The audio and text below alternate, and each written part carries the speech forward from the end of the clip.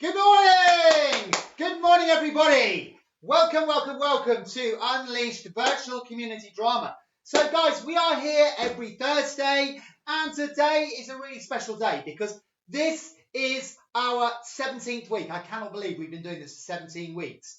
So, guys, we're here. Normally, we meet at Endeavour House. It's a wonderful group of people. Normally, there's between 20 and 30 people who pitch up between 10:30 and 12 o'clock. And quite often, a lot of people, our group is made up of people who have perhaps been ex-homeless in the recovery community or just suffering from various different struggles. But, it's a wonderful, wonderful group. So if you're here for the first time, you're very, very welcome. And we've been doing this online for 17 weeks. I cannot believe it. But what is great this morning, which is different, is that it's not just me. I have been doing this, using bits of string and my foot and all the rest of it. But I actually have a helper today. So we are experimenting with something new today, which is OBS, which hopefully means that it will be slightly more slicker than it normally is. So I've got Brian in the room. Oh my gosh, socially distancing, but Brian's here, on his computer. So hopefully, this is going to be quite technically skilled this morning. Really exciting. So we are carrying on with our monologue special. If you remember, a couple of weeks ago, we decided to do, we did a thing about duologues. So people wrote some fantastic stuff. And also all the stuff is being recorded and, kept for posterity. Which means we're going to have loads of stuff for when we have our COVID celebration exit night. So that's the plan. So we've been doing monologues. And we were talking about Alan Bennett, because I don't know whether you've seen on the telly, they have filmed and done some new Alan Bennett talking heads. So we're talking about monologues, and we were talking last week about how monologues, a difference between a monologue and a soliloquy. So a soliloquy is where you're actually hearing an actor's thoughts, you're hearing the character's thoughts. A monologue is possibly where the actor will reach out and break out of the fourth wall and actually speak to the audience. So we've got a really good, we put the challenge out there, for people to write some monologues, and people have been doing some stuff. My goodness, have we got a treat for you this morning? We've got a jam-packed morning, but we're going to kick off with our first monologue. And I have to say, my goodness, Victoria Wood, Alan Bennett, eat your heart out, because we have the very talented Alexa Tewkesbury, who has written this fantastic monologue. So we're going to kick off the morning, which is all about monologues, with this wonderful piece that Alexa has done. So over to you, Brian. Here it is.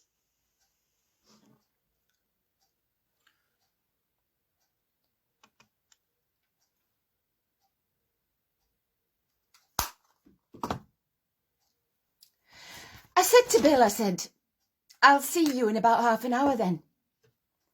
He said, I am not walking that dog one more time, so stick that in your teapot and let it brew. I said, you'll have to.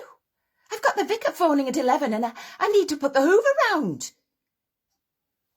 Bill said, if you make me take that dog out one more time, it'll be the last thing I ever do in this house. I mean, it won't be, because we need a new bathroom and he won't have a plumber in. Not after what happened last time.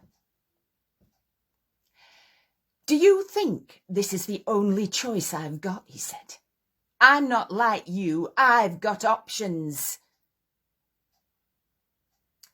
I'll have your porridge on the table for when you get back, I said. And he glared. You know your trouble, he said. You don't listen to a word I say.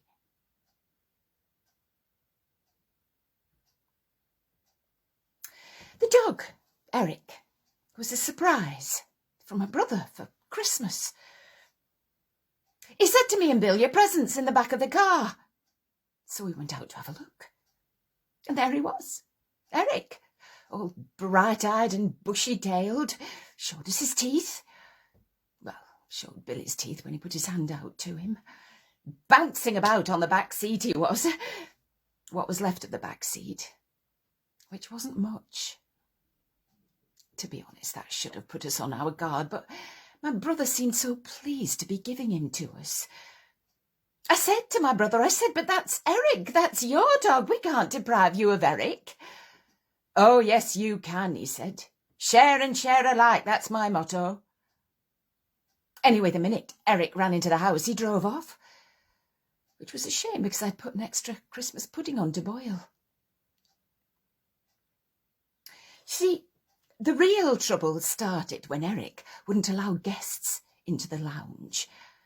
Well, it's ever so awkward because we eat in there, you know, and the only way we can have people round for a meal is to eat in the bedroom, which is fine, really. It's a lovely bedroom, dusky pink, and the curtains and duvet cover match. Well, I'm a great one for coordination.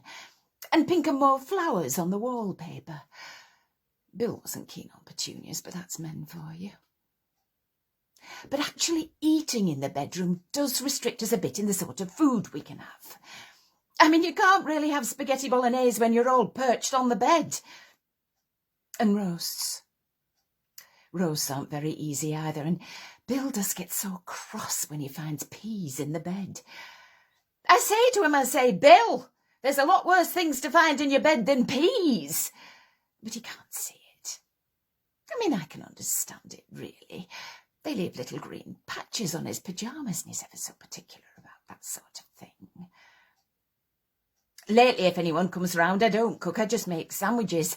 Only Bill says you can't invite someone round for dinner and just give them sandwiches. I mean, if they want sandwiches, they can go to Marks and Sparks and buy their own, he says. We did try putting the table in the bedroom. It was a bit of a squeeze, but needs must. Only then the dog wouldn't let us go in there either. I think there must have been something about that table. So, what I'm getting round to is, I eventually spoke to this dog training lady, Miss Bickley, and she said to bring Eric along to classes. She asked if there were any particular difficulties, and I said, no, not really. He's a lovely dog. We're just having a few teething problems. His teeth are a problem. She asked, do you leave him on his own at home very much? I said, no. I mean, we have left him once. Well, it was ever so difficult. We had to go to one of Bill's exhibitions, Remarkable Ways with Driftwood. And to be fair, the whole carpet needed replacing anyway, and that telephone table was on its last legs, so to speak. Oh, yes, and he did manage to find his way under the settee and chew the bottom out, but we didn't even know until Bill sat on it. Anyway, we took Eric along to classes. We were a bit nervous to start with, but the other people were ever so nice. There was one man who put his hand out to Eric, but it turned out to be all right because Miss Bickley, as it happens, is a qualified first aider and never goes anywhere without a sponge bag full of bandages. Now, I think the most embarrassing moment came when that woman in the fur boots said Eric had taken an obvious dislike to her. I mean, fair enough, he did go for her, but I don't think it was her at all. I think it was those fur boots he didn't like, and it wasn't malicious. I said to her, it's probably all part of a learning curve. She didn't take a lot of notice. She was too busy trying to give the kiss of life to a dachshund. I've seen her once since, outside the town hall. Apparently her daughter's just had a baby. I could hear her telling everyone. All the sordid little details. Oh, her water's broken, the travel agent. That poster of New Guinea was awash.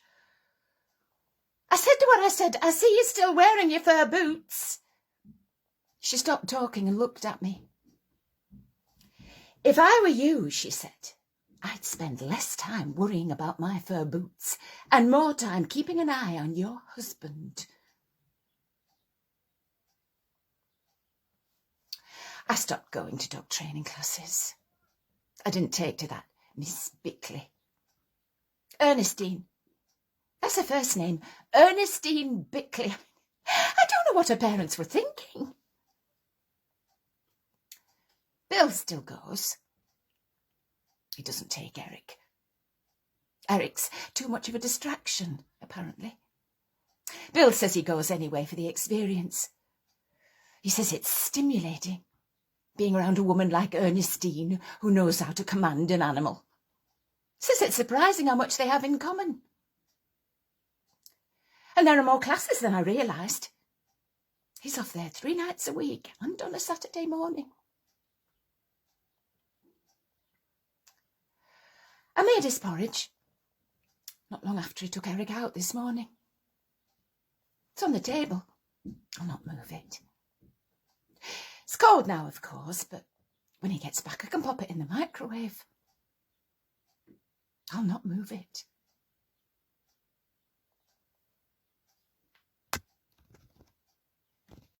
Now.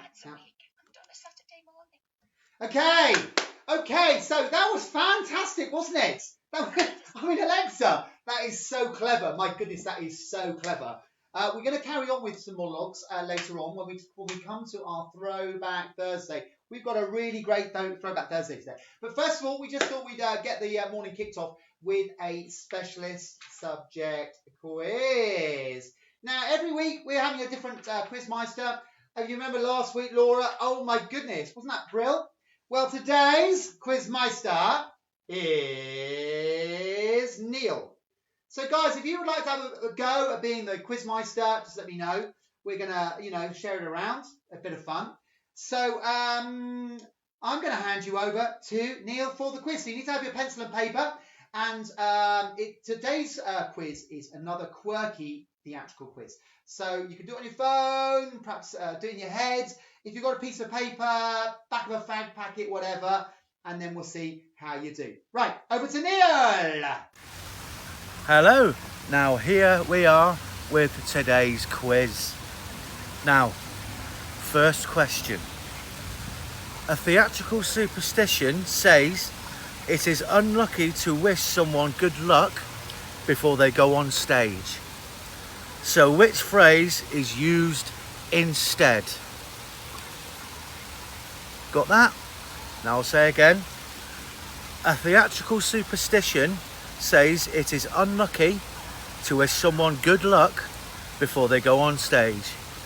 So which phrase is used instead? Got it? Okay? Right. Question 2. What is the name of Andrew Lloyd Webber's theatre company where Prince Edward worked as a production assistant in the 1980s? Did you get that? I'll say it again. What was the name of Andrew Lloyd Webber's theatre company where Prince Edward worked as a production assistant in the 1980s? Everyone happy? We'll go on to question 3. Which musical does the song Big Spender come from? And I'll say that again. Which musical does the song Big Spender come from? Question 4. On a stage, what name is given to the outer view areas on the side of the main performance area? Happy? Everyone got that? I'll say it again. On a stage, what name is given to the outer view areas on the side of the main performance area? Okay, now on to question 5. Now, which is the oldest West End theatre? I'll say again, which is the oldest West End theatre? Question 6. How many West End theatres are there? Say it again. How many West End theatres are there? Now on to question 7. What was the Criterion Theatre used for during World War II? Yes, again, what was the Criterion Theatre used for during World War II? On to question 8. What is the name of the 2 sisters who feature in Disney's Broadwalk musical Frozen? for those who didn't get that, what is the name of the two sisters featured in the Disney Broadway musical Frozen? Now on to question 9. What sporting event does the Sheffield Crucible Theatre host every year? And that again. What sporting event does the Crucible Theatre hold every year? Okay, everybody happy? Now last question, question 10. What mega musical recently streamed on the Disney TV channel? Sorry, I got that a bit muddled up, but I'll say it again. What mega musical recently streamed on the Disney TV channel? Now that's all 10 questions for you. A very good luck to you all. Now write down your answers. You've got it. Yeah. Okay, guys. So I hope you enjoyed that. Good old Neil. This is good. We met down at Tor Abbey, and Neil, well done. Really good, mate. Really, really good. So let's whiz through these very, very quickly because we've got so much to get through today. So first question: the theatrical superstition says it's unlucky to wish someone good luck before they go on stage. So which phrase is used instead? Break a leg, which sadly we've had actually happen when we did Godspell with our lovely Anne. Okay, so break a leg.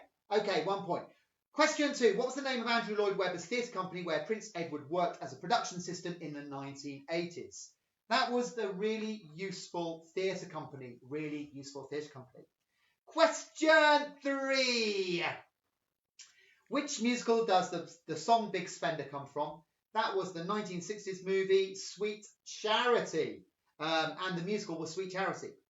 Right, here's a nice easy one. On stage, what name is given to the out-of-view areas on the sides of the main performance area? And that, of course, is the wings. We're waiting in the wings, guys. Okay, so what is the oldest question 5. What is the oldest West End theatre in the West End? And that is the Theatre Royal, Drury Lane. Okay, question 6. How many West End theatres are there? There are 39 West End theatres. Sadly, all quiet for the moment. Hopefully they'll be reopening soon. Question 7. What was the criteria the theatre used for in World War II? It was a BBC radio studio. They used it as a BBC radio studio. In fact, actually, when we did our VE day the other day, I know Vera Lynn, she actually broadcast from that studio. So nice easy one here. What is the name of the two sisters who featured in the Disney Broadway musical Frozen? Elsa and Anna. Okay. So question 9, nearly there. What sporting event does the Sheffield Crucible host every year? The World Snooker Championship. And the last one, what mega musical recently streamed on the Disney TV channel? And that was Hamilton, which I saw for the first time the other day. Oh my goodness. We did a couple of numbers from that last year in All the World's a Stage. What a fab musical. So guys, we are now going to move on because we have got, like I said, loads to do this morning. And our Throwback Thursday, oh my goodness, Throwback Thursday. This is just a great production. We did this back in 2013. So this was probably about a year, 18 months before we started doing Unleashed Community Drama. So this is Unleashed Theatre production, which we did at Buckfast Abbey for a week. And it was, oh my goodness, William Nicholson's Shadowlands. We did it 26th to the 31st of August back in 2013. And my goodness, this is a fantastic play. And the reason why we're focusing on today is because it's about the story of C.S. Lewis, who was a very famous writer, academic in Oxford. He's the guy who wrote all the Narnia books, Lion, Witch and the Wardrobe, Prince Caspian, all of that. And he was great friends with J.R. Tolkien. They were in a little group called the Inklings together. And all these academics, they used to share thoughts. And he was a committed Christian, but he wrote these wonderful Narnia books. He was when he was in his 50s, he met the poet Joy Davidson. And they just became friends. And when she got divorced, she moved over to England. And she married C.S. Lewis in a marriage of convenience, really, so that she'd get a green card to come and live here. And when they got married, then she got cancer. Then basically C.S. Lewis fell in love with her. And then she died. And it was a really, really tragic story, because he'd really learned, he really loved her very, very dearly. So it's a wonderful story. Really, really sad. And William Nicholson wrote the play initially as a TV play that went out in 1985, and it was so successful that it was then adapted and went, as a stage play. And it actually started down here in Plymouth in 1985. That's where it was first played, and then it went into the West End, and it became a classic. It was then made into a movie starring Anthony Hopkins and Deborah Winger in 1989, and it's a wonderful, wonderful play. We did it to celebrate the 50th anniversary of C.S. Lewis's death. So we did it to celebrate 50 years since he died. And Jude Earnshaw, she directed it. I played C.S. Lewis. Julie Smith, or Julie Sissons as she is now, she played Joy Davidson, and it was an absolute joy to do it. So the reason why we're including it today is because William Nicholson, there are quite a few really long monologues. When I was sort of reminiscing, look at this, that's the opening page. Are you having a laugh? I was pretty much on stage the whole time. Look at that, all those monologues. So much to learn, but such a fab play. So we are going to be looking back at that today. So what we did was, we thought it'd be quite fun to get the cast together. So we've done this twice now. We've done it with The Hiding Place, we've done it with Millennium Mysteries. So Julie Smith, bless her, Julie Sissons, has moved down to Paul. We got her back in. Lovely Stuart, who's done quite a bit with us. Richard, of course, who's one of our trustees, bless him. We all got together and we had a good old chew on the fat about Shadowlands. So here we go. Have a look at this. Okay, guys, so here we are again with our third reunion of cast. We've done The Hiding Place, which was really fab. We've done Millennium Mistress, and now Shadowlands, 2003 at Buckfast Abbey. So, guys, can I say it's great to have you all back. Lovely to have you here, Stuart. Ben, of course, played Warnie, C.S. Lewis's brother. Julie, Joy, Richard, who we can't remember what your character was, but you were one of the academics. Yes. Margie, your part was written for you because it didn't exist, but you were like the sort of live-in housemaid. And of course, Jude, you directed the whole thing, which was fab. And of course, I played C.S. Lewis. So the whole point of this is just to go round and to have a little reminisce. So Stuart, let's start with you, mate. I mean, you've done quite a bit with Unleashed. What are your memories of Shadowlands and anything else? Gosh, I think the thing that I remember most about Shadowlands was actually having to be quite unpleasant. I was a very jovial character on the surface, but incredibly insecure and jealous of Joy when she arrived. And actually, the character really didn't like Joy at all. No. And as I'm not I'm not that sort of person. I like people, and people tend to like me. So I found it actually quite a challenge to be able to put that emphasis of dislike and really trying to needle the character. That was really hard for me, but very rewarding. And it made it more difficult because I liked Julie anyway. So she's such a nice lady that it was actually difficult not to like her. Mind you, Julie was very rude to you in that particular scene, that Christmas scene, which I think we're going to see, actually. We're going to actually see that scene, Stuart, which is great. 6 in one, half a dozen in the other. We were both unpleasant to each other. But, We were. I think she gave I enjoyed it, though, bit Stuart. as good as she gave. I gave, yeah. Yeah, no, well done. Well, really good. It was and fabulous. let's go to you, Julie, because it's lovely to see you back, because obviously you've moved now down to Poole. So you've been in loads of Unleashed stuff. And so we really do miss you. You were one of our stalwarts, one of our pillars. And it was a fab role for you. Do you want to just what can you remember about the whole thing of being in Shadowlands? Well, Shadowlands was my first Unleashed production, believe it or not, back in 2013. And well, what a show. If you're going to join a company, then let's go in and do Shadowlands. I've got lots of amazing memories of the show. I mean, obviously, it's not a very, cheerful show. There was lots of humour in it, like with Stuart, and but despite that, I do remember the rehearsals being very jolly, and there was lots of laughter, even though it was a serious subject. I remember mostly it was a show of lots of props. Oh! I'm sure Margie will really, because she seemed to have most of them, bless her. And side stage, on one side, there wasn't a lot of room, and then I had these wooden crutches, and then that just all got very complicated, trying to get on and off without knocking something off or standing on somebody's toe. I felt like I was saying sorry in a hushed voice a great deal of the time.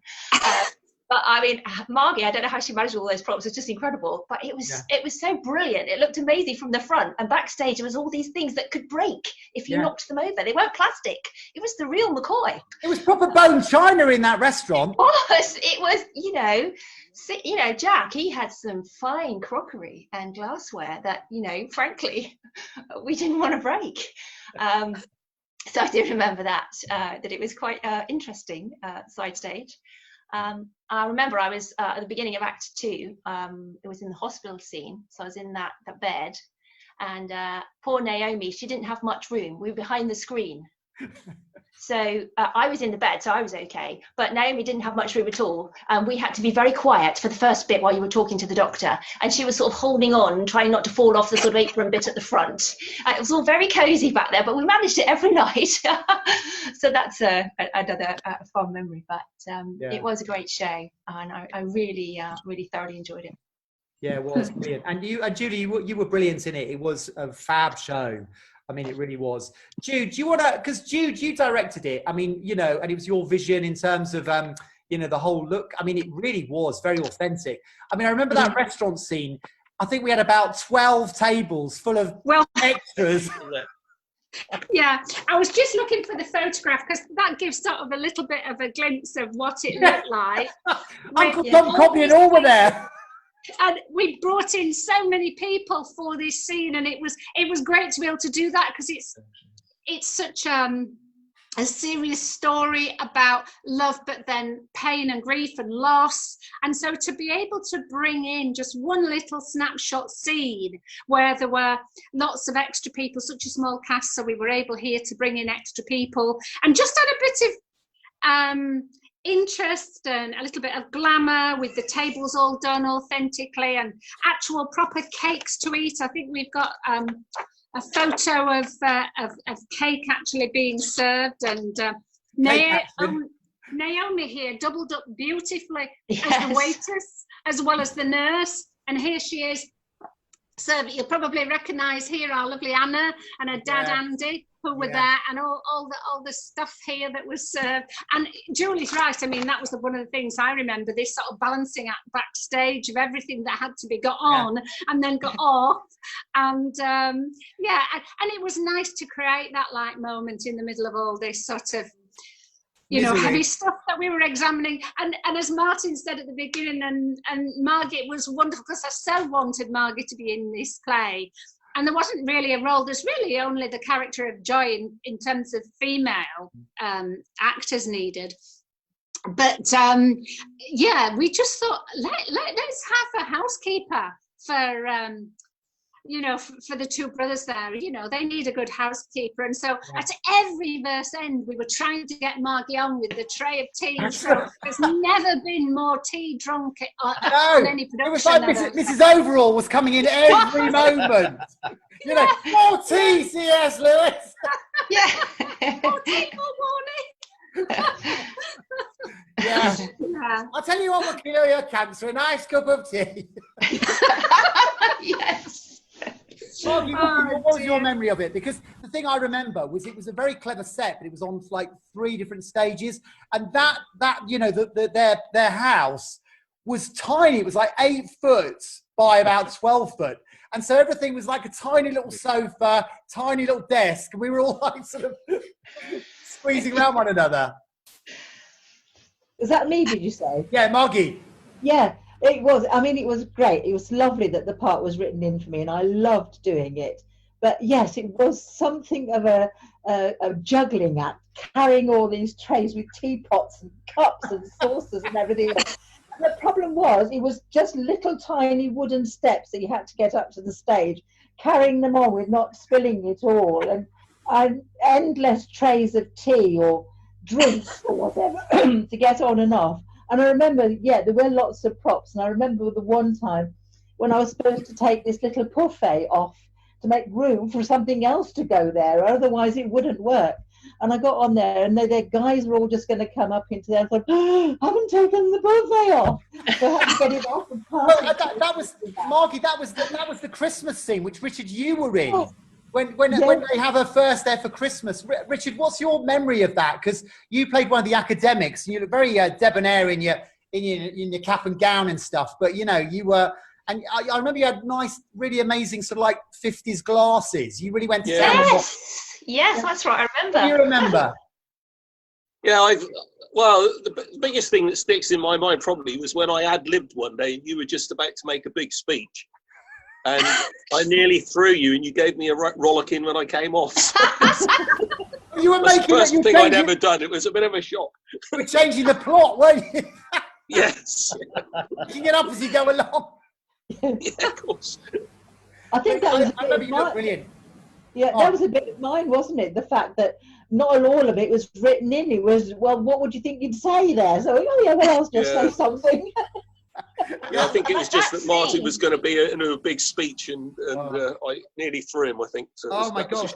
Well, I dug out my script, and I think I was on stage pretty much every single scene. Yeah, you were. Yeah.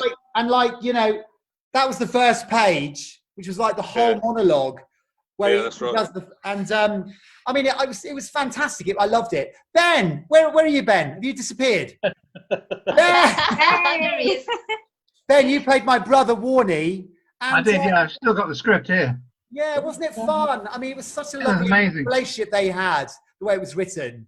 Yeah, fantastic fun. I remember playing chess with some young lad as well. James. Who'd been in Children of Eden. Yeah. Anyway, the worst bit of Shadowlands was me and you at the front of the stage, where some really important set of lines with and I absolutely fluffed it. I had no idea what I was supposed to say, and you bailed me out in a very professional way. I was really, really impressed. And I've always gone back to that and thinking, Martin Harris, that is an actor. Well, maybe you were meant to be drunk, actually, you as your were. character of Warney. So, you know, it just made it look all the more authentic, I think. That was it. That's the bit where I light up a cigarette and take my drunk brother home. You know. That's right. Yeah. So that was a different role for you, Ben, wasn't it? Playing a drunk. Oh yeah. Yeah. A difficult role in some respects, though. You know me. No, you were Ben. You were brilliant. You were really brilliant in the role. You know, I think we're going to show the bit where you come on near the end and you try and get him to sort of talk to Douglas. You know, and you were just fab. You know, and I think the hardest thing about it is there's quite a few scenes where you're just sat there reading the paper, not doing anything. They're the hardest scenes. You know, where people are acting around you and you've got to try and keep in character, where you actually haven't got a lot to say. You know, you did have a lot to say, but there were quite a few scenes where you were in the scene. Yes. You didn't have anything to say. And that's, you were amazing. You were really good, really good. On props, you may remember that we put the tables up for sale at the end of the show. Oh, yeah. I've been repainting them again recently. They have pride of place in our garden. Excellent. Oh, that's brilliant. Oh, that is good. Yeah, excellent. Yeah. That was good. Yeah. Well, I've got the lucky tank top, which I wore in this, and I've worn in that Agatha Christie that we did for Bijou, Julie. Do you remember one summer? Gosh, yes. Yes, and I wore it, I think, in Crazy for You, and I wore it in, oh my gosh, so many plays. And I think, you know, Calvin's worn it. And then it was in The Hiding Place. I think, Stuart, you wore it in The Hiding Place. It is an authentic 1940s tank top, which my grandma knitted for my dad when he was a lad. Wow.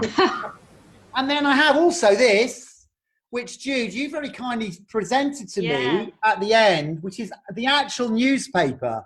He starts off by talking about where this bus mows down 23 cadets aged 10 to 15. And then he talks about, you know, where is God when it hurt?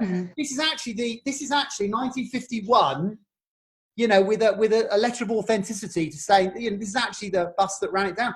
I was so chuffed, and I really treasure this. Fantastic. Yeah. That's one of the great props. Yeah. Oh, yeah, amazing. the authentic newspaper. Yeah. The other thing that I do remember, which I think will make our production probably unique, is the dancing Chew move.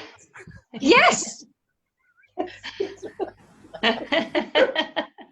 I thought was fantastic, but you know, like that bloke who was topless at the beginning of Act 2, prancing around with a couple of girls. Do you remember that? Yes. I mean, it did add something so different to our production. That is something.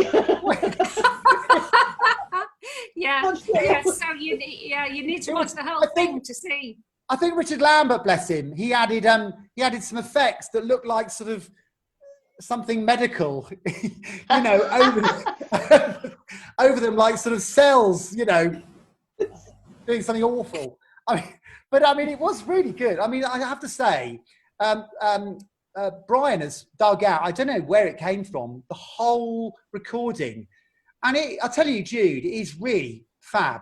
I looked at it and I was moved myself, and it was flipping me acting. I thought, this is good. Oh, happy memories, Harry. Harry. They really were happy memories. Team. Yeah. Such a fantastic team. That's what made it so special. You know, and continues to make Unleashed Productions special, because it's just such a great crowd of people to be working with. It was. And I remember also, if you remember, like we did with Cross and Switchblade, we had on the Friday night a Q&A, you know, all about, you know, where is God when it hurts, you know, and about suffering. So, I mean, I think that's what Unleashed are really good at, you know, bringing together the message and then, you know, sending people out to really think about what it was all about. I mean, it is such a fantastic play. It is. One of the lines I remember is a line that C.S. Lewis delivers to Professor Riley, actually, and he says, "Beware solipsism." Do you remember that? And, you know, because Professor Riley was being quite sarcastic and... that was you all the way, Stuart. Why you picked me for that role?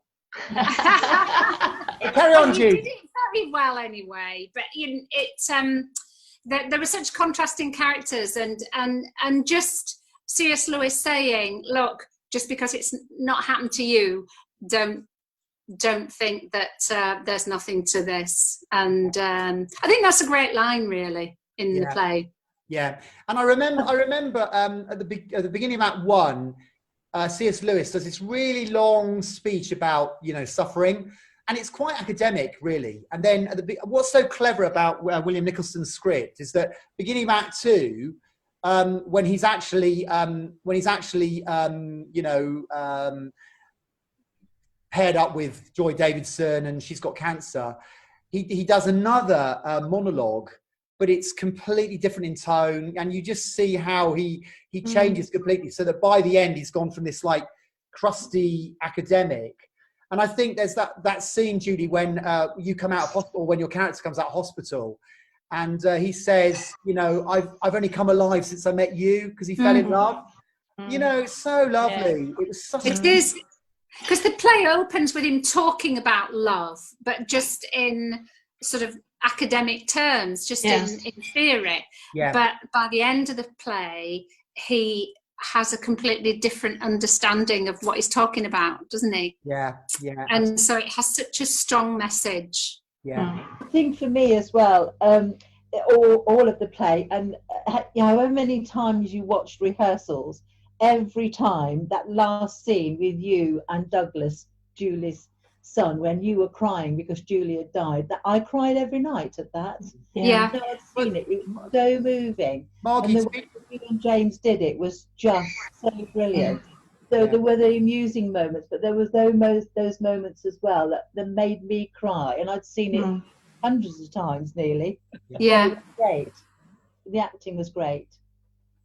Yeah, thank you. Yeah, it was. The funny thing about that was little James, bless him. He was in my drama club at Colleton, and he played loads of leads and stuff. He was in Mary Poppins and I don't know, Ugly Duckling and stuff like that. So we dragged him in for Children of Eden, where I think he played Abel opposite Jacob Yarrell, and he was a really good little actor. So we got him involved with Shadowlands, and it was actually quite a grueling part for little kids. You know, it's a really difficult play dealing with really difficult issues, and my goodness, did he do a good job. Then I got a job at the Boys Grammar, and this kid comes up to me and it's flipping James, and he changed so much. He was like a young man. He's like 17.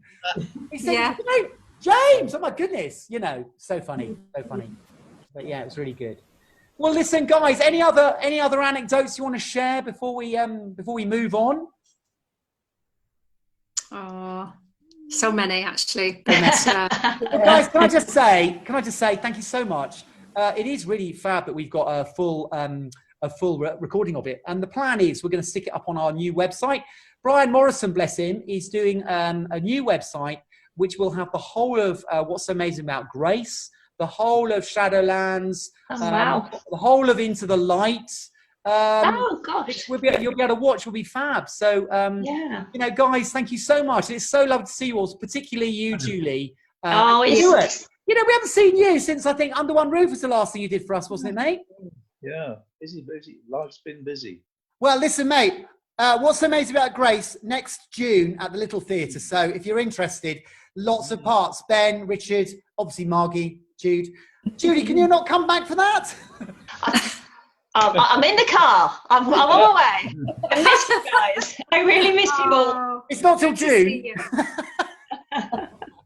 No, guys, thank you so much. Listen, lovely memories. I mean, that's the great thing. Every time you're in a show, you build up a little family, don't you? And those memories stay with you forever. And I have to say, Shadowlands, Jude, I have to thank you. It was such a wonderful experience. It was so happy. It was such a happy show. And you did such an amazing job with it. So well done. So thank you, everyone. Brilliant. Cheers. So better say goodbye. Thanks. All right. Take care, everyone. Bye.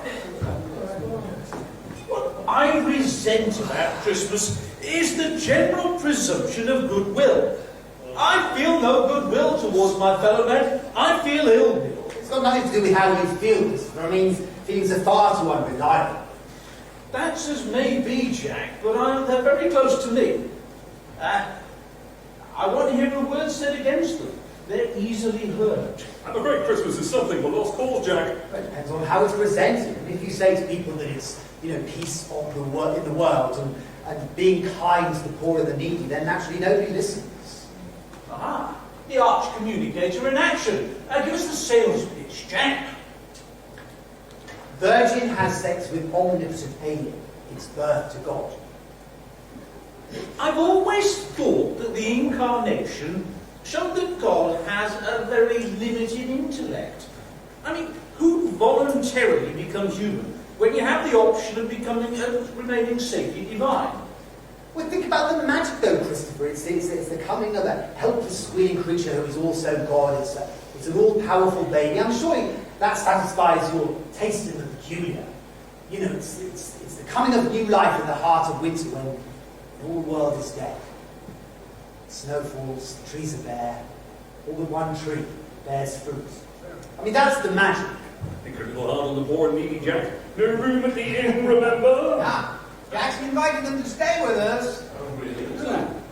Mother and child, they're upstairs. Oh, what mother and what? Mrs. Gresham and her son are spending Christmas with us. Oh, well, you have managed to surprise me, Jack. And who is Mrs. Gresham? Wait and see. She's an American. Oh, I'm curious, sir. I'm curious, sir. Merry Christmas. Joy. Let me introduce you. This is Dr. Maurice Oakley. This is Reverend Harry Harrington. And Professor Christopher Wright. Delighted to meet you, Mrs. Gresham. Mrs. Gresham, how opportune. They tell me you're from the United States of America. Yes, I am. Then perhaps you can satisfy my curiosity on the small matter. Jack's children's stories, they tell me, are published in America. Are they or are they not in translation? I don't understand. The Lion, the Witch, and the Clothes Closet? Behave yourself, Christopher. Oh, forgive me, Jack. The success breeds envy, as ever. Oh, I don't know what you mean by success. All my friends think that my children's writing is some form of juvenile dementia. Have you read any of them, Professor Riley? Jack has read extracts of them to me. It's one of his tests of friendship. He's been reading me, Sir Philip Sidney. Is that more bearable? Bearable? Sidney's glorious. He is, isn't he? He has this inspired image of desire, capital D, as a baby that won't stop bawling. Sleep, baby mine, desire, nurse, beauty singeth. By cries, oh baby, they set mine head naked. Good old Sidney, he's very down on desire. Babies just yell when they get what they want. I mean, that's what I love about the image. It's precise. Nowadays, poets are so lazy. You're just like me, Joy. She's dragging me, kicking and screaming into the 20th century. I'd be force-feeding Jack T.S. Eliot. But even Eliot can be lazy. When the evening is spread out against the sky, like a patient etherized upon a table. I mean, what kind of an image is that? He could just as easily have said like a cocktail sausage upon the tray. Congratulations, Jack. You seem to have found a soulmate. I didn't think you believed we had souls, Christopher. Well, now, you see, I consider the soul an essentially feminine accessory, anima, quite different from the male variant, animus, which is how I distinguish between the gendered sexes, where men have intellect and women have soul. Professor Riley, as you know, I am an American, and different cultures have different modes of discourse. I need a little guidance here. Are you being offensive or really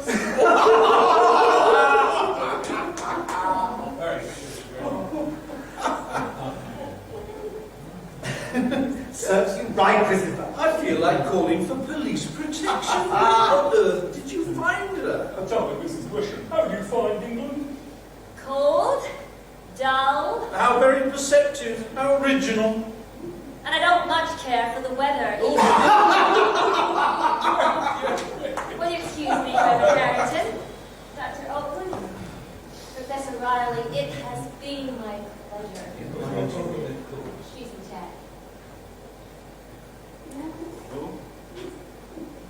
Yes, thanks for the drink, Jack. I must be off.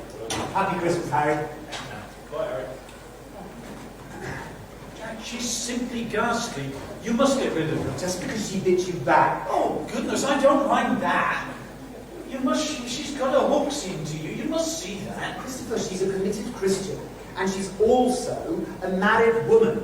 And as much as that won't warm the cockles of your heathen heart, it does mean that she's very unlikely to have adulterous designs. Never send to know for whom the wedding bell tolls, Jack. Look at you getting all worked up. She's harmless. And anyway, she sails back to New York after Christmas. Beware Christmas, Jack. I mean, look what happened to Scrooge. Absolutely. Happy Christmas to you, Christopher. Easy to say, Jack. Easy to say. But I think I must be getting on. It's good to see you. Thank you, Mrs. Spencer. Thank you, Jack. Thank you, Bob. I'll see you, man.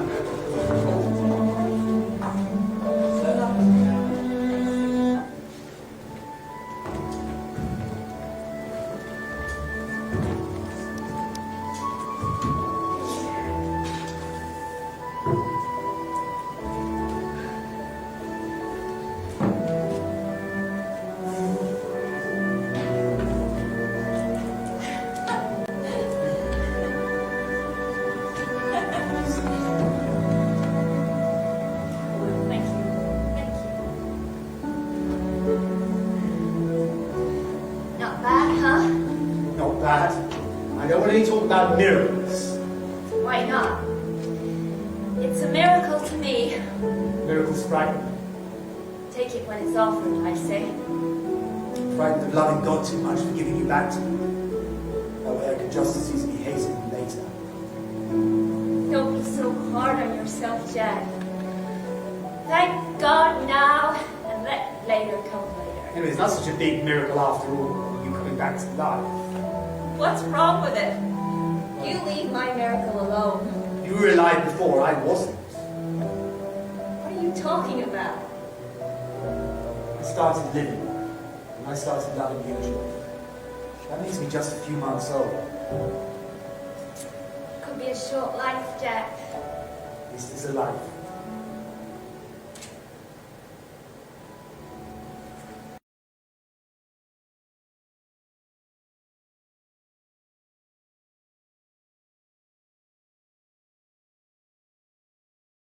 Okay, so my goodness, it's good watching that. I mean, my goodness, it was such a surprise to me that digging up this archive that had the whole show filmed.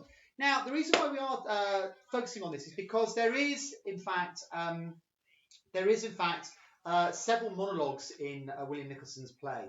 And we were talking about how a playwright can use a monologue to real dramatic effect. And in Shadowlands, there are, like I said, there are about 3 different types. So when it starts out, when the show opens, C.S. Lewis is actually addressing a crowd. It's almost like he's preaching to a group of people. So he's doing this long 2-page monologue, which, you know, is all talking about love and the nature of love and God and stuff like that. And so that's the first type of monologue, where he's actually, it's like us seeing C.S. Lewis in a public meeting, and he's actually addressing the crowd, and so the audience are like the crowd. The next type is when Joy Davison comes and she starts talking about her marriage breakup. And the way in which we staged it was that she stepped out away from C.S. Lewis and she started talking and explaining what was going on and how her husband's been unfaithful. And it was almost like we were hearing her thoughts as well. So not only was she relaying to C.S. Lewis, you know, the state of her marriage, but she was also, you could see her internal conflict going on in her head. And then right at the very end, which we're actually going to see now, is the bit which is absolutely heartrending. And to be fair, when I watched it this week, having not seen it for like 8 years, I couldn't believe how moving it is. It's where basically C.S. Lewis he has to talk to little Douglas, and obviously his wife's just died of cancer, and it's Douglas's mother, and he's so sort of awkward. He can't really talk to the little lad, and he's encouraged by his brother Warney to do so. And then he gets up, and he just basically, the audience hear it's a soliloquy. They hear his thoughts. They hear his thoughts that are going through his mind about his loss, about how he's feeling, and it's completely heartbreaking. So we're going to watch that now. So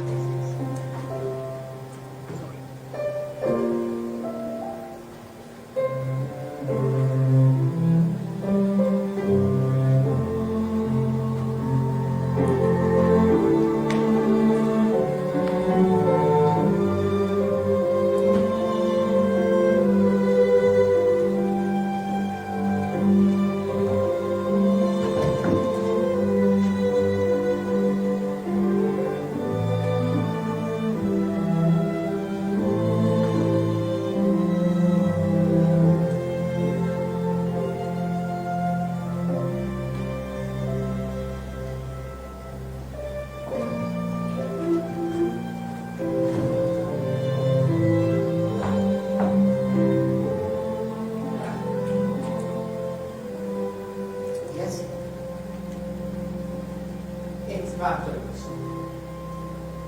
What about Douglas? Well, your grief's your happiness. And I guess you feel life's a mess, and maybe life is a mess. But he's just a boy. What do you want me to do? Talk to him? I don't want to stay. Jack, just talk to him.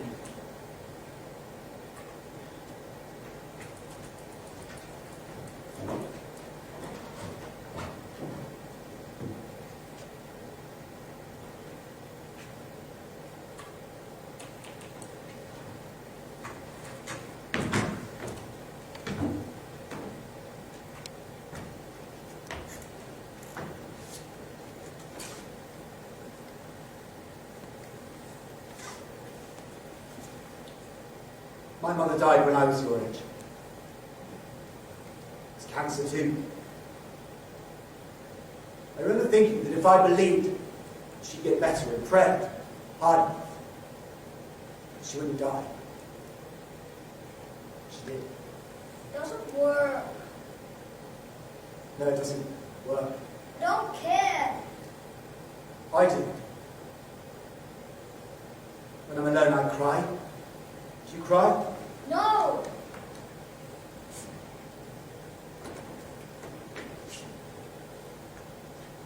I loved your mother very much. I loved her too much. She knew that. She said it would be worse later. It's not fair, is it? If you want the happiness, you have to have the pain. Don't see why she had to get sick. Nor me. You have to let it go. You can't hold on to it. Jack, Yes? do you believe in heaven? Yes? I don't believe in heaven. It's okay. I sure would like to see her again. Me too.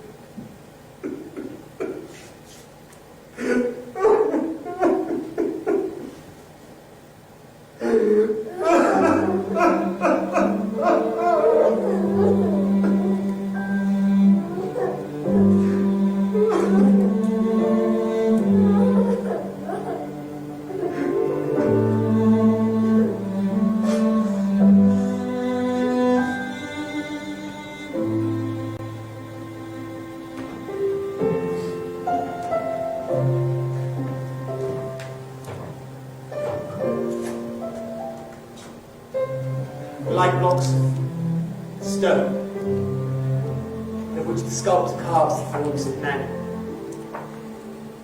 Blows of his chisel, which hurt so much, will make us perfect. The shadows, this darkness and silence, and pain that cries like a child. So it ends like all affairs of the heart. Exhaustion. Only so much pain as possible. And then rest. So it comes that when I am quiet, when I'm quiet, she returns to me from my mind, in my memory. Comes close to me, and I love her again as I did then, even though I know that I will be hurt again. I will lose her again.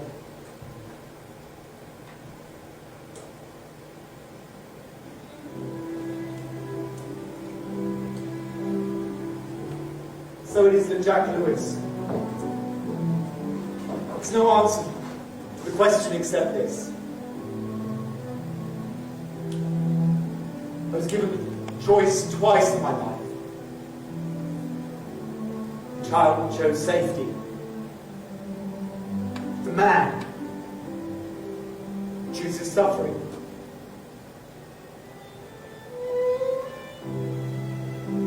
went to my wardrobe this morning. I took my old brown coat, what I used to wear before. Then I realised that he had what he got versions. I think it was when he came back from Greece.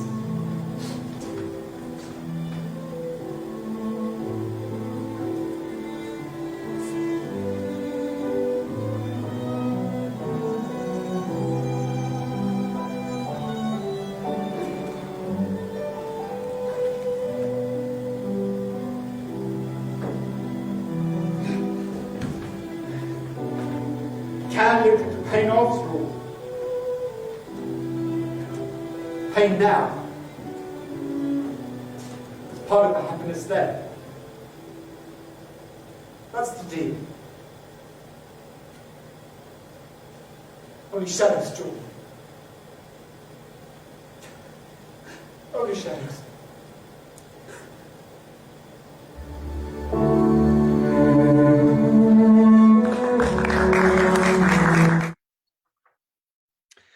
Okay, guys, so what we're going to do now is something we're doing every now and then, and we are going to be having the Unleashed Wellbeing Corner, okay? We've done this several times. We did it during the Mental Health Week, and we did it for the VE Day when we talked about forgiveness. And it's great to have Roz here. Roz is a very familiar face to all of you guys at Unleashed.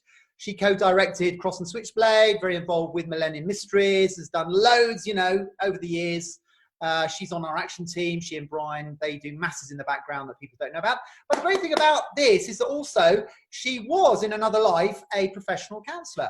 So it's a win-win situation for us at Unleashed, because we've got Roz here, and we're going to be talking about loss. Obviously, we've been talking about monologues, being on your own.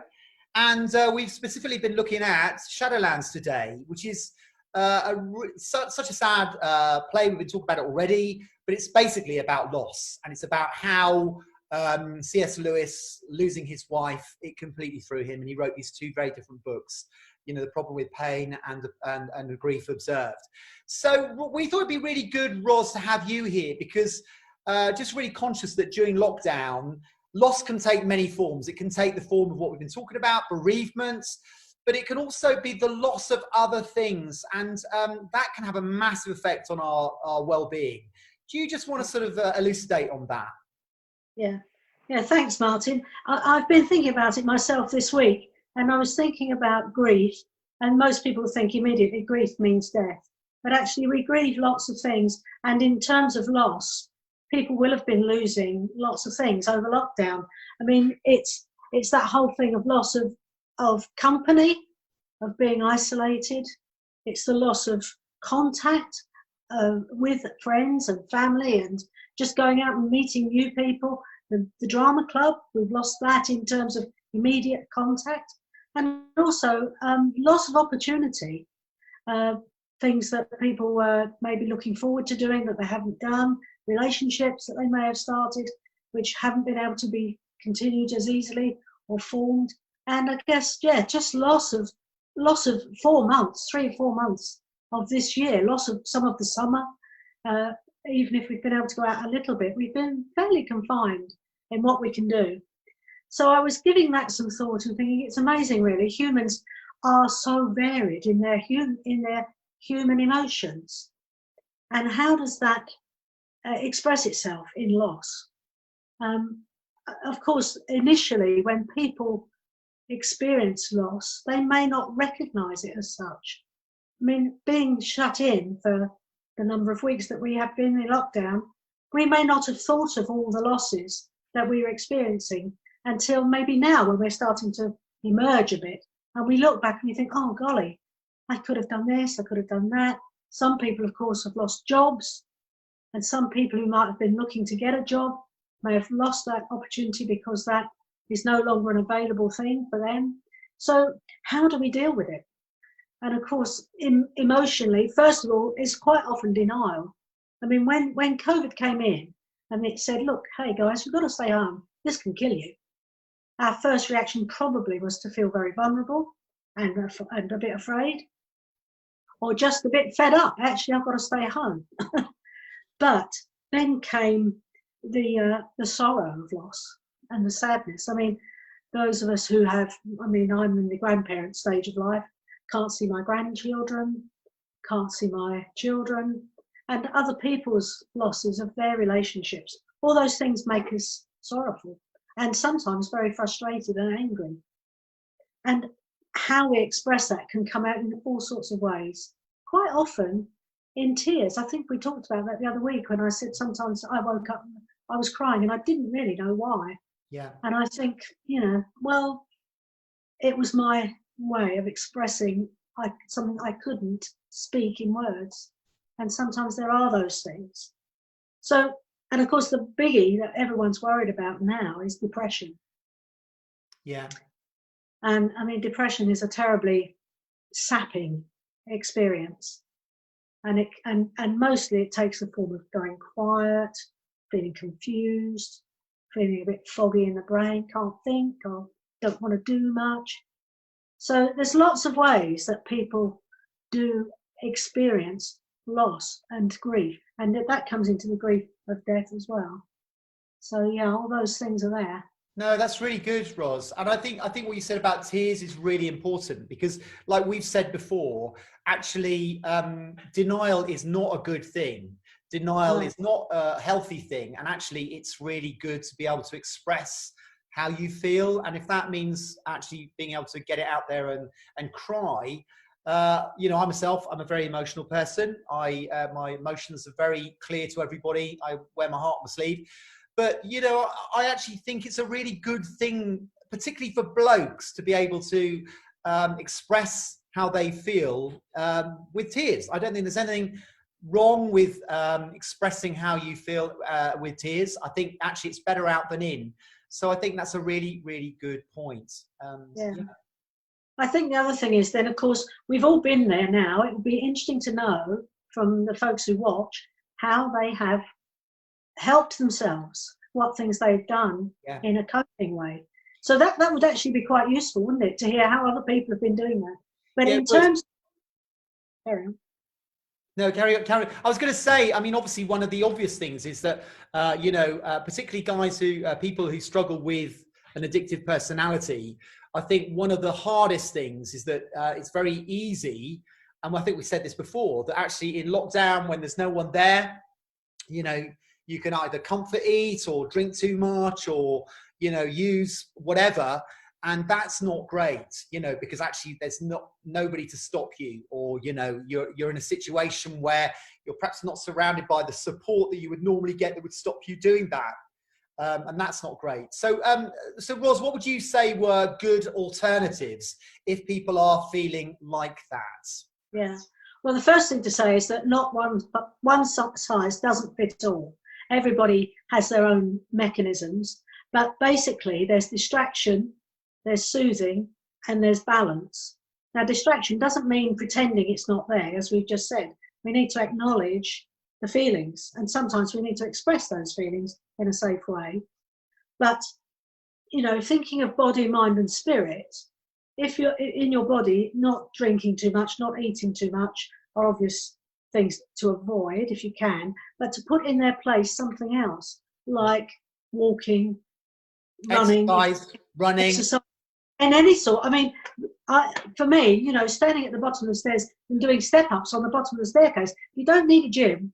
Yeah. You know, I've seen bean cans. You know, there's all sorts of fun ways of doing that. Yeah. And loads of suggestions on TV. In terms of mind, there's music.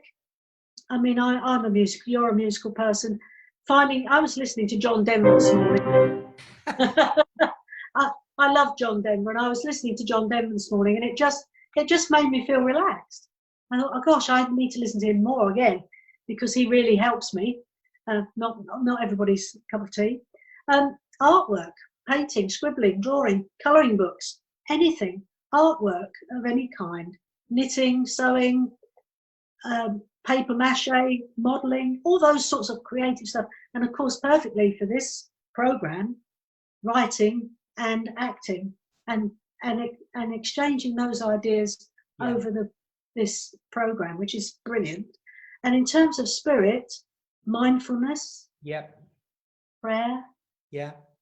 Tai Chi, yoga, Yeah. any of those things Pilates, any of those things that bring a different pace, bring a calmness, something that's soothing.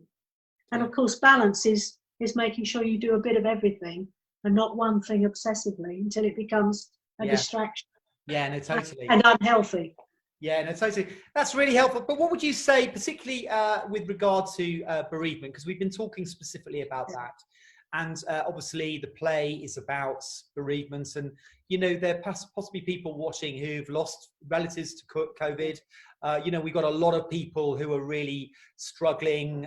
You know, it was wonderful to see the choir.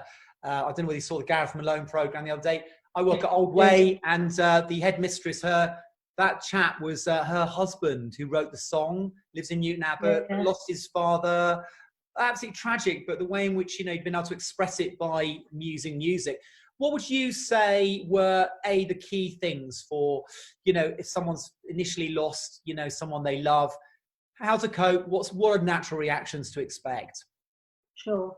I think the first thing is not to avoid it, but to acknowledge how you feel. Sometimes you will feel angry, sometimes you'll feel utterly sad, and sometimes you'll be taken by surprise by a piece of music, the smell of cooking, something that jogs a memory.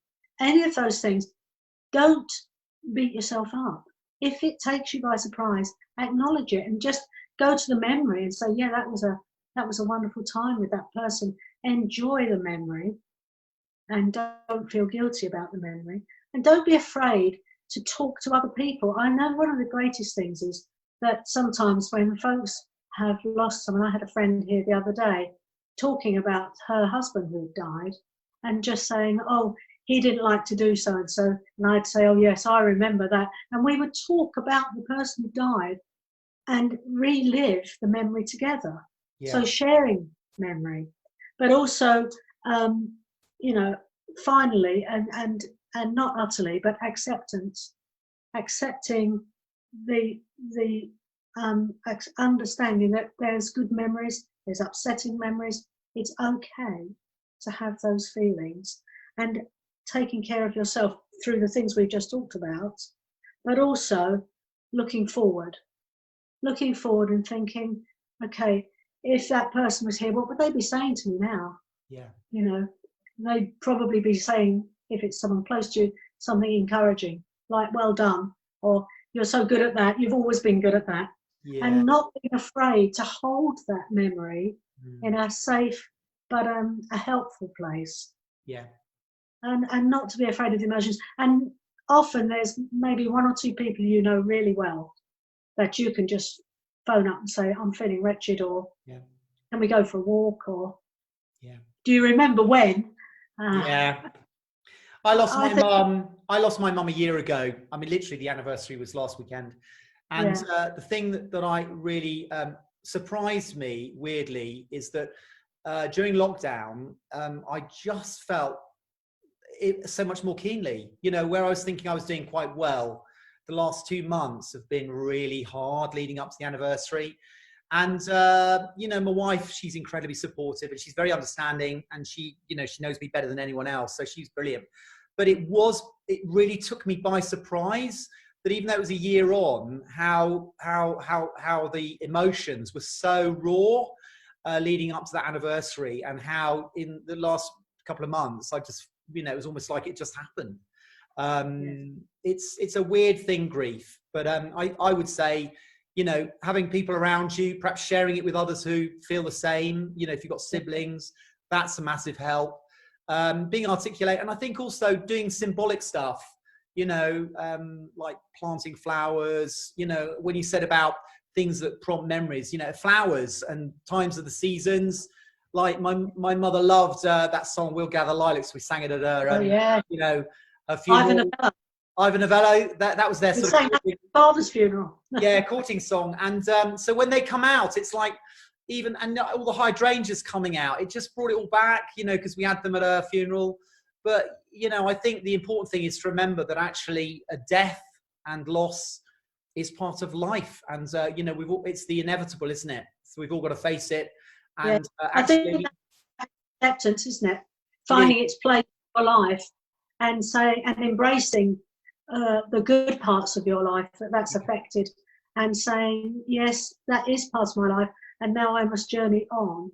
Yeah. And of course, in C.S. Lewis's play Shadowlands, he believes there is definitely something beyond. Yeah. So he has a hope there, which sustains him as well. Yeah, fantastic play, and both those books really interesting how differently they read. One's very academic, one's very emotional, because he'd had the second book he wrote, he'd been there, he'd experienced the grief observed. Ros, that's really helpful. Thank you so much. Really appreciate it. I think this little well-being corner, I think it's a really great thing. We're not going to do it every week, but every now and then when it fits, I think it's fab. So, Ros, thanks so much. The main message is take care of yourselves. Be kind. Be kind to yourselves. Be kind to yourselves. Yeah, bless you. Yes. Ros, we'll see you again, but thank you so much. Thank you. Bye. Okay, well, here we are with Mark. Every week, Poets Corner. I tell you, Mark, I love this part of the drama club. And I tell you, people love your poem. Yeah, and to inspire other people to do a bit of writing as well, mate. Yeah. Brilliant, spot on, absolutely, loving it. No, seriously, it's fab what you've written. And other people have written some stuff, but every week having you inspire us all with your great poems, it's really fab. So, Mark, tell us about the one you got for us this week, mate. Right, well, this one, I mean, it occurred to me that maybe this virus has been here before, you see. You never know these things.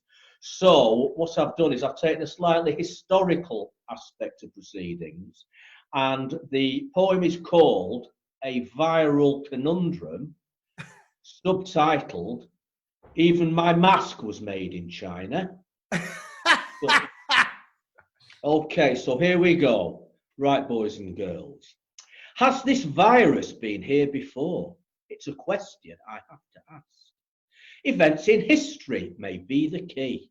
Dick Turpin wore a mask. When holding up a stagecoach, its occupants would quiver. But with social distancing, how could they stand and deliver? If everyone was wearing masks, things could be a mess. It would certainly be confusing for his trusty steed called Bess.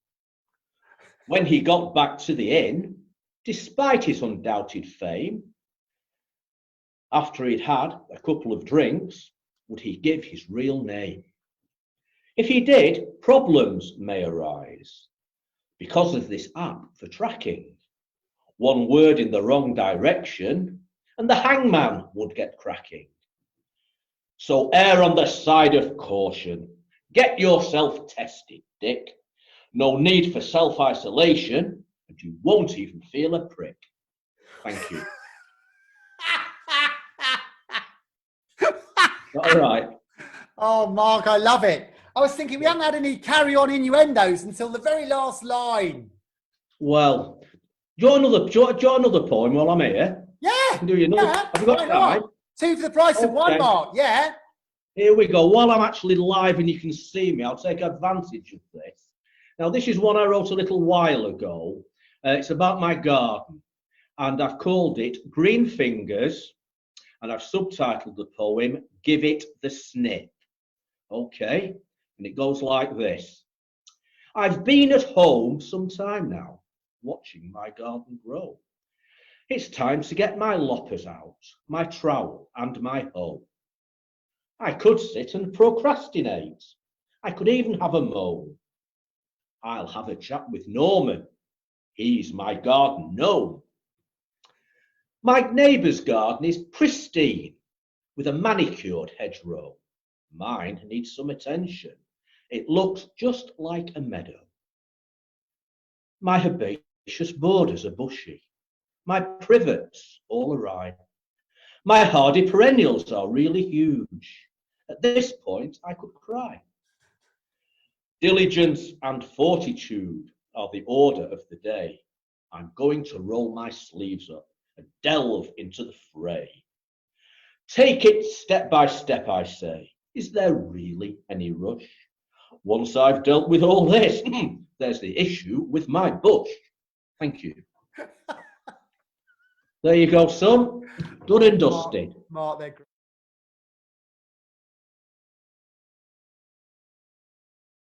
He's so clever. And Alexa, that monologue, so brilliant, really so brilliant. So guys, we're going to carry on next week. We're going to have another week with a monologue. So you can, if you want to send in a monologue, really would like you, I know some of you are probably watching this afterwards, do write a monologue, and you can film it like Alexa did, or send it to us, and we can sort it out with Zoom. But it's been very good this morning. I hope you've enjoyed it. There will be news about when we can start meeting together. It's not going to be far off until we can all see each other face to face. So I hope you enjoyed this morning. It's been quite thought-provoking.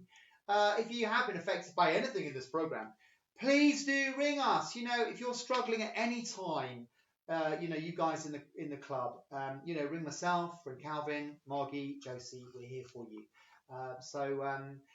Look at that, nearly 12 o'clock.